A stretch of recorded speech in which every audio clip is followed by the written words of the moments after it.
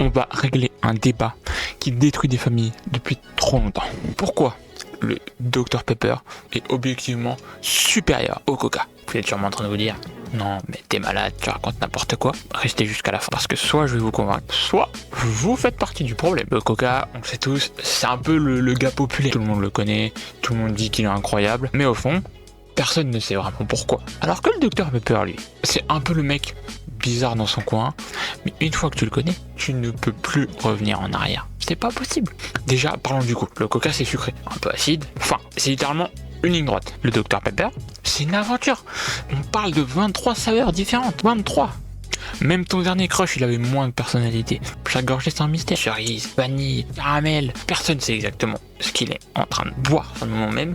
Mais dans ta tête, ton cerveau, il est en mode « Ah, ça, c'est intéressant. » Mais attends, c'est pas juste une question de goût. Le Coca-Cola, c'est mainstream. Vraiment mainstream. C'est la boisson par défaut. Tu demandes à quelqu'un, t'as quoi à boire? Coca. Dans la discussion. Le Dr Pepper, lui, c'est un choix. C'est une décision consciente. C'est dire au monde « Je ne suis pas comme vous. » C'est presque une philosophie de vie. Boire du Coca, c'est comme écouter les hits à la radio. Alors que boire du Dr Pepper, c'est comme si on avait une playlist, mais que personne ne comprend. Mais toi, tu sais que c'est du génie. Et là, on touche un point important, l'expérience. Quand tu bois un Coca, ton cerveau fait « Oh, sucre. Ok, cool. » Et c'est fini, basta. Quand tu bois un Dr Pepper, ton cerveau, il travaille là-dedans. Il analyse, il réfléchit. C'est presque éducatif au final. C'est comme si tu étais en train de faire de la recherche scientifique, mais avec une canette. Puis surtout, Dr Pepper, c'est imprévisible. Alors qu'un Coca, peu importe où tu vas le boire dans le monde, c'est le même goût. Alors que le Dr Pepper, et bah même toi, tu sais pas ce que tu ressens. Un jour, tu dis oh, c'est incroyable.